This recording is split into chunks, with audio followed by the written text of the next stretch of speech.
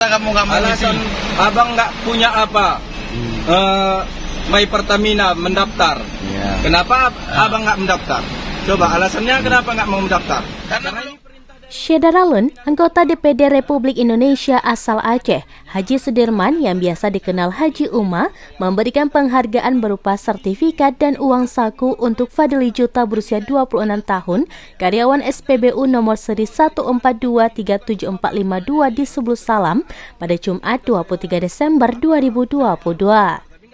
Penghargaan tersebut diberikan Haji Uma atas dedikasinya menegakkan kedisiplinan penyelamatan APBN dalam kota minyak subsidi di Subul Salam. Haji Uma mengatakan berawal dari dirinya berangkat dari Banda Aceh menuju ke Subul Salam, melihat SPBU di sepanjang jalan penuh dengan antrian panjang masyarakat untuk mengisi minyak bersubsidi.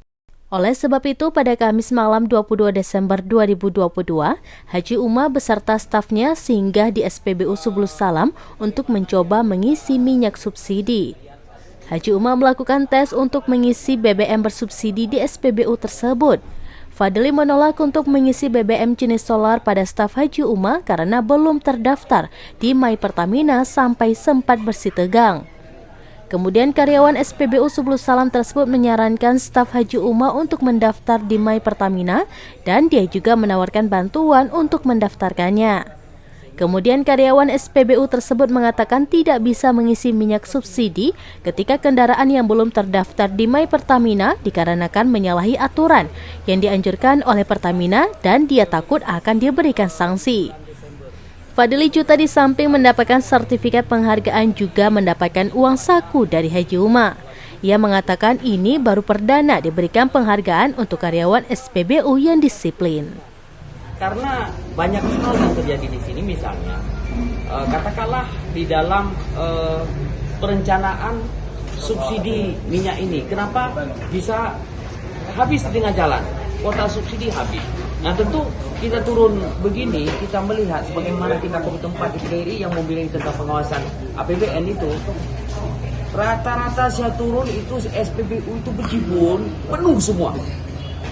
Bahkan mobil-mobil itu antrian sampai malam ke pagi.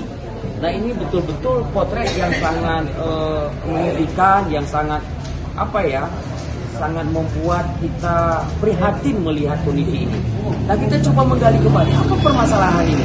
Tentu banyak permasalahan yang pertama mungkin kuota subsidi ini tidak dipergunakan oleh yang betul-betul orang mendapatkan subsidi ini. Ada juga rasa terharunya kan di aspirasi oleh DPD. Di malam mengisi, saya nggak tahu kan, yang saya kenal 2 orang pengemudi hanya bisa ngisi, diminta biosolar, sedangkan tempat ini belum daftar, nggak tahu tak daftar atau enggak. Nah, saya berbincang sama supirnya, sampai itu saya bilang ke depan dulu, siap itu kita daftarkan, saya ajari, baru kita isi. Kita di sisi kukuh enggak mendaftar.